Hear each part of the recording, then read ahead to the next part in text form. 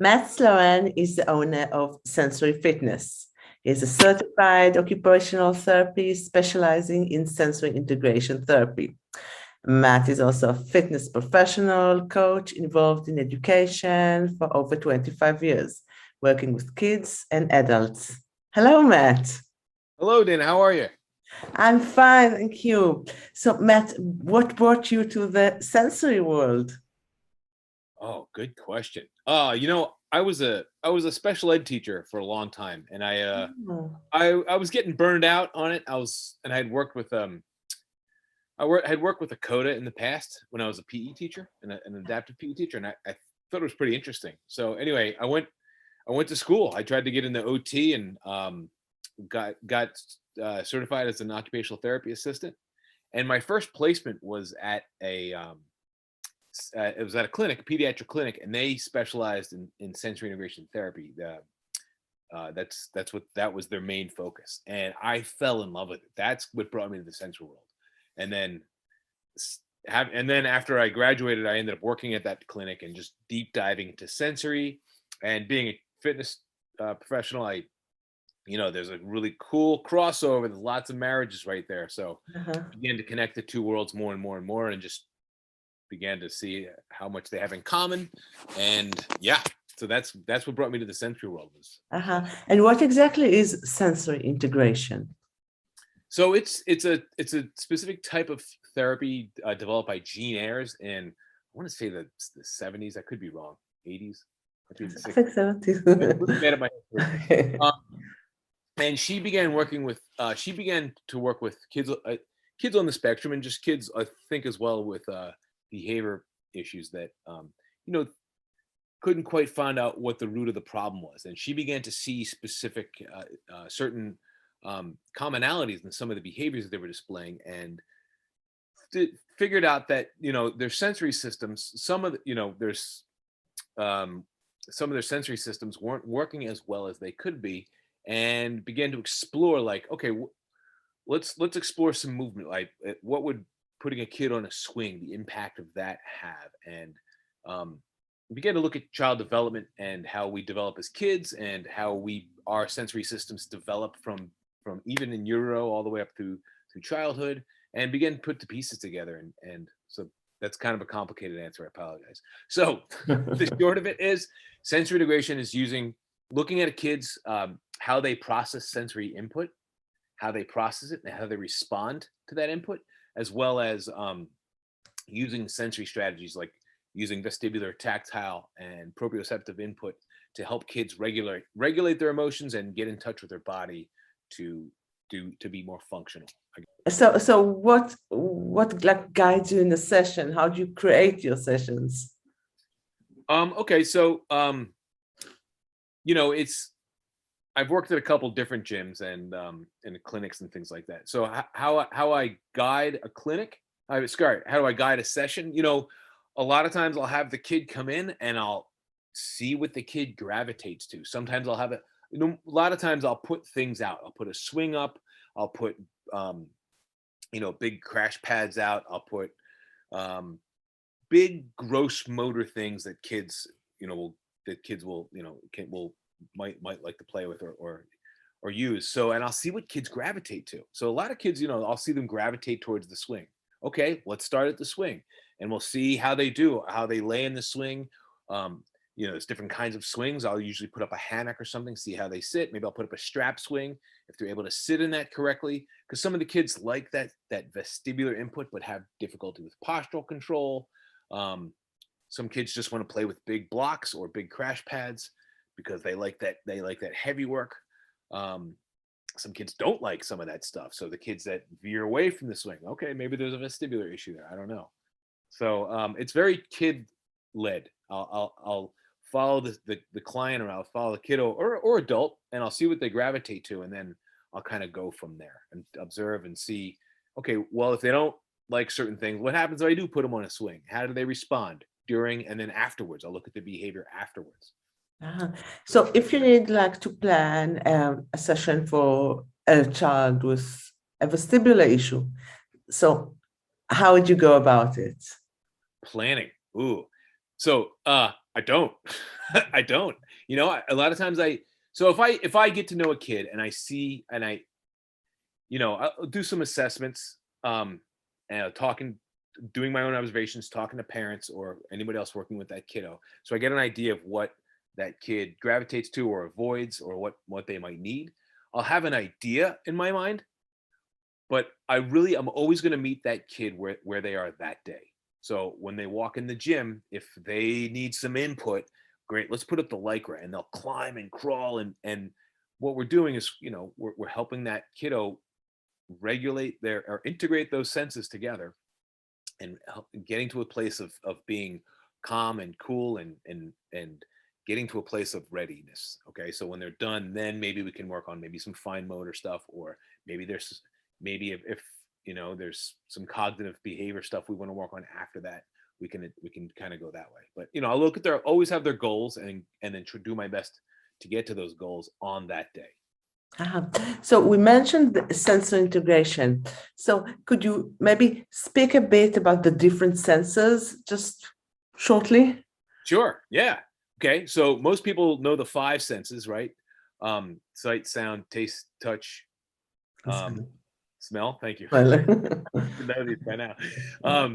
But there's really 8, right? So the other 2 that aren't talked about as much are vestibular sense, which is movement of the head, okay, and the feel of gravity on us, and as well as proprioception, which is the feeling of our muscles, right? When I pull, those mechanoreceptors that tell me how much pressure something is, or where my body is in space, and interoception, which would be the 8th, which is that internal body awareness, temperature, hunger, anxiety, breath control, these kinds of things. So those are their 8 senses, and you kind of work with those. Yes.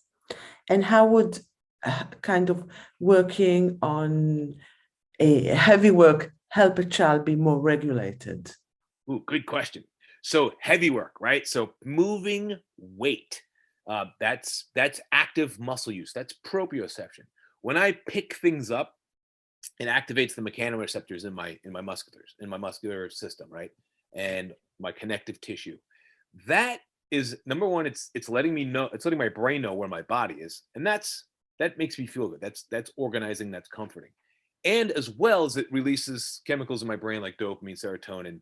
When I move things, the more I move it, the more it kind of, it's not that simple, but the more it kind of is released. I can help decrease cortisol, which is the high octane chemical that we use for fight or flight. We need for fight or flight. Sometimes there's a lot of that. So there's a reason why people feel good when they go to the gym. Yes, you're getting all the benefits of exercise. You're doing the cardiovascular, you're getting blood flow, all of that, but you're also doing heavy work. You feel more organized and more calm, I guess, in a better place usually after you work out, specifically when you move weight. Yeah. And especially for kids on the spectrum, I mean, going to the gym is wonderful, but then they need this constant input in their houses. Yes, it would be, and the gym, gym equals exercise. Exercise is very specific. So how do we get kids to move? Well, that's when you kind of get into play and motivation. What motivates that kid? So that's kind of goes back to what I was saying earlier, where I follow the kid because I want to use what they like to do, and kind of I'm gonna build around that. So when we're at home and trying to get kids to move, I really need to see what my kid gravitates to and what they like to do. And using play, it's always fun to play a game, right? Even as adults, we like to have fun and play a game, and then great, let's add in vestibular, let's add in tactile, let's add in proprioception. Maybe we'll decrease that visual stuff. We'll get rid of the screen, we'll increase the audio to help be more present in this machine that we have to utilize on a daily basis. Yeah. So how would you advise parents to create a kind of a mini gym in their homes? Oh my goodness. So there's a lot of things you can do. You can go the full distance and put in a sensory gym in your house. That costs money. That takes time. That costs money. but that would be great. But you can make do with what you have around the house. I love obstacle courses, especially like using big soft things.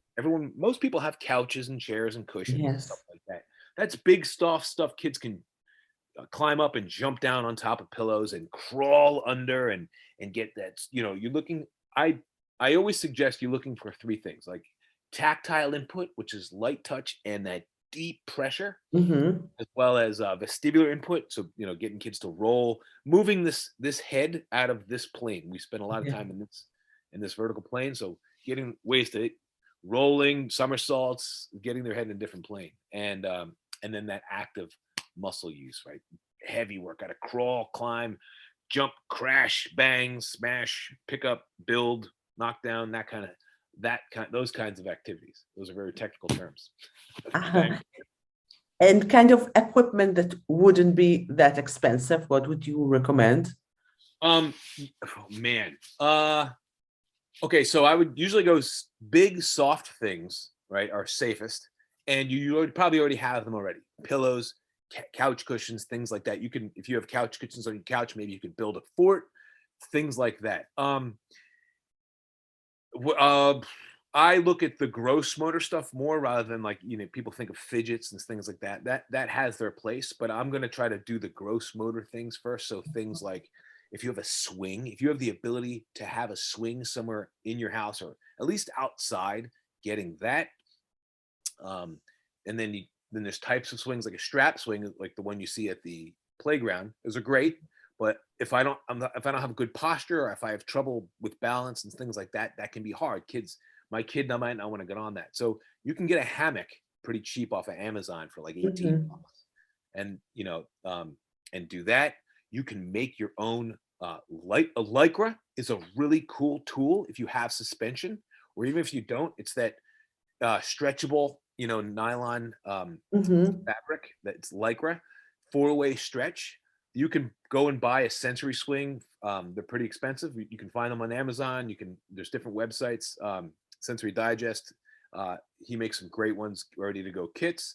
Or you can also go on Amazon and make your own. It's relatively cheap to look for Lycra. Uh-huh. And what else can you do with a Lycra in exercises? Oh my goodness. Well, if you have suspension, you can create like a 1-point like teardrop kind of swing. If you have 2 points, you can create a tunnel or like a taco kind of thing. Kids can get in and you can rock back and forth and swing and squish them up. So having suspension is really beneficial. If you don't have suspension, having you can get like a tubular Lycra. You can find that on Amazon for relatively cheap. Tubular Lycra, and kids can crawl in that. You can tie one in a knot, so it's like a big pocket. You can put balls in there, or stuff it with pillows or stuffed animals, or even yoga balls. Like kids got to push it out. That's a great one. You could drag kids around on the floor by putting them in there. If you don't have the tubular, if it's just a sheet, is fine. Get the kid on the sheet and drag them around. Or if there's 2 kids, one kid's on the sheet, one kid pulls the next, or maybe they pull you. Things like that. Uh-huh. And Matt, is it possible to show us some of the equipment you use?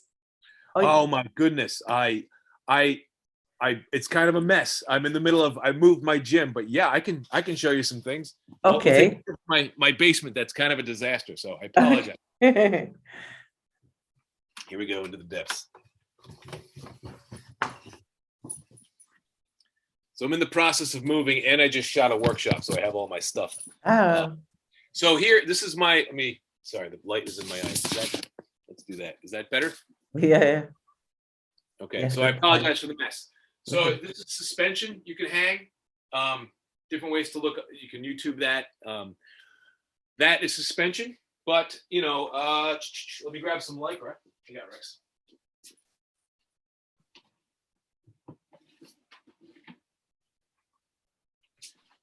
So having suspension is great. This is 4-way stretch nylon Lycra. Get something like this. You can tie. This is one of my very early ones. So this is kind of a junk job, but I still have it. Tying rings on there and having 2 on each corner, on 2 corners on each end, and hang it here so you have kind of a pocket thing you can get in and swing, something like that. Different than a swing, right? Yes. Cheap hammock, things like that. There's Mhm. any swing would work. I look at things that kids can climb into and swing and Yes. hold flexion or get in that superhero position and back and forth, things like that. Oh. I make my own trapezes, stuff like this. Ah. I got that at a thrift store. It's just a gymnastics ring, Yes. webbing, so kids can climb Yes. that. Going to the thrift store is fantastic. Yoga Mhm. balls, such a cool tool. You can do a lot. Just having kids try to sit on them, on their stomachs. We're looking at trying to get that head in different positions and roll Mhm. down. Having lay on their back and they can kick the ball back to you, things like that. My goodness. Let me grab one thing. I'll show you some oral motor stuff that I love to use. Just a minute.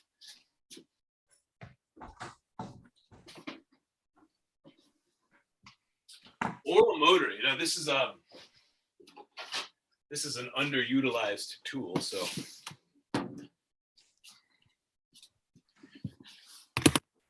oral motor activities, oral meaning mouth, motor meaning Mhm. movement.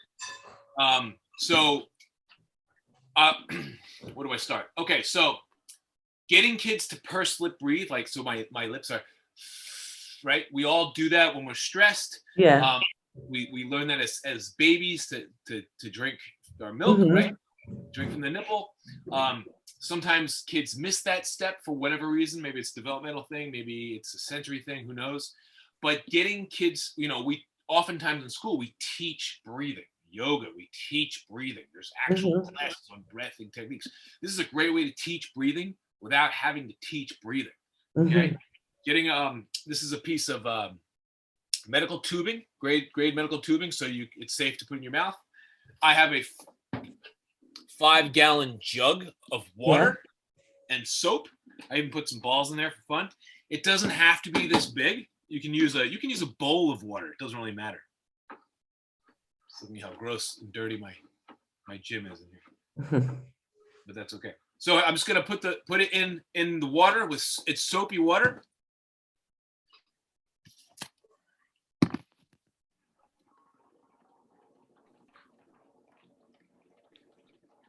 Wow. And that's it. This is a great tool, especially if my kid is like really hyped up or high alert. If you've done a lot of swinging or they're really high up there on that high alert level, great heavy work. This is heavy work. It's diaphragmatic breathing. I'm engaging my core. I'm strengthening all the muscles around my mouth. Yes. Kids have difficulty with feeding. It could be a mechanical thing. So like not having the strength here. Yes. Great, let's build the strength. Or maybe it's a tactile thing, in which case, great, I'm still getting input. Yes.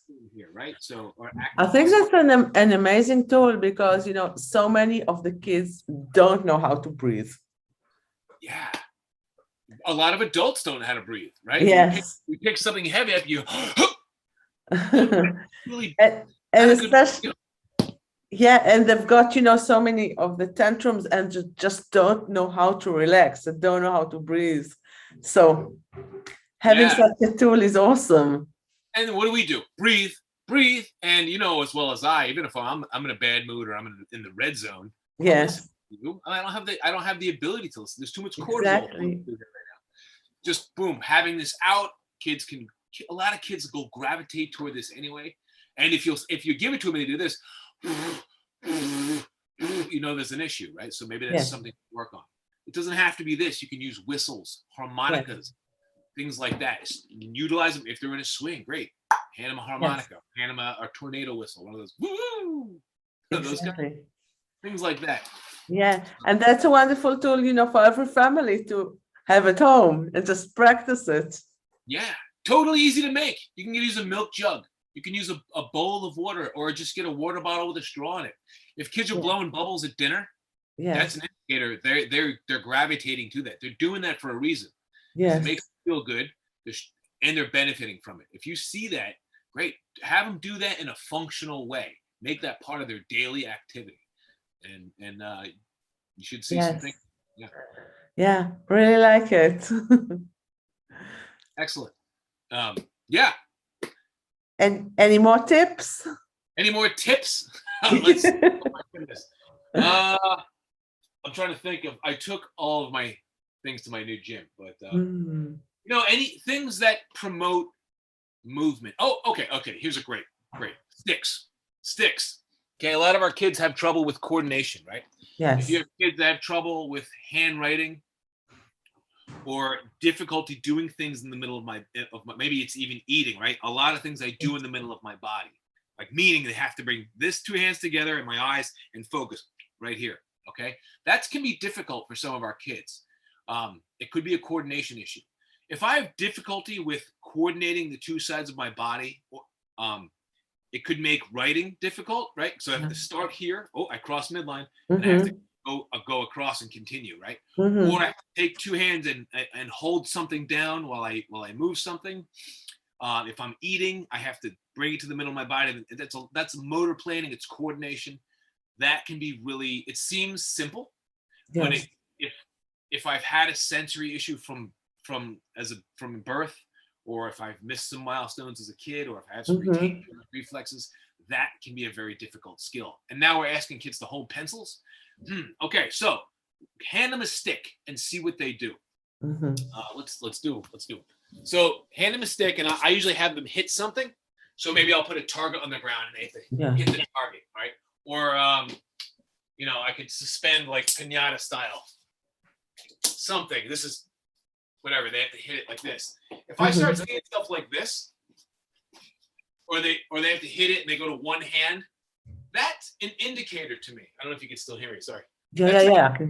I want kids to be able to hold the stick with two hands, and that's going to promote that crossing midline. I'm doing eye-hand coordination. I'm timing, rhythm, and this is going to help me develop this midline in my body, right? Yes. Rotating, things like that. So sticks are very primal. One of the first tools we use as humans. It's anytime you put a kid outside, they usually gravitate towards sticks anyway. So cool, use that. We're building grip strength. We're building shoulder stability. I like to use things like this. This is a club, the Rmt Club. It's real heavy, and you can smash this, and kids love it. And it's a really cool tool. Things like this. So sticks, bats, clubs, tennis rackets, baseball bats, cricket bats, and have them hit a target, and making sure, like, so thing like, if it's a ball, like they have to hit the ball, then they got to go get the ball. That kind of kills the flow, and then we lose our. But if it's something heavy, I love the rugby ball. It's a little bit deflated. They can hit it, or a medicine ball, which is really hard, or even a balloon, which isn't heavy, but it's like I hit it slow, so it keeps me engaged a little bit longer. Things like that. Awesome. And Matt, how can people find your gym? So in Tacoma, Washington, it's Grit City Fitness and Performance. That's where I am locally. Yeah, I also do some workshops virtually. You can find those online. I'm terrible at keeping my website updated, as you just wrote me earlier. I just didn't realize. But I have some workshops on there. I try to do them monthly, and I have a couple different ones. One on ADHD, one on working with fitness with kids, and a couple ones for teachers and educators, things like that. And can parents have Zoom consultations with you on how to create sensory rooms or?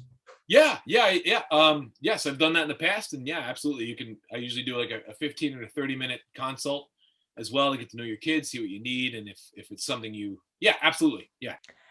Matt, thank you so much. It's really been a pleasure, and some wonderful tips to help parents promote the sensory gym at home too. Of course. Thank you very much, Dana. Thank you for having me. Appreciate it. Love your work. Thank you. All right. Okay, bye. Bye-bye.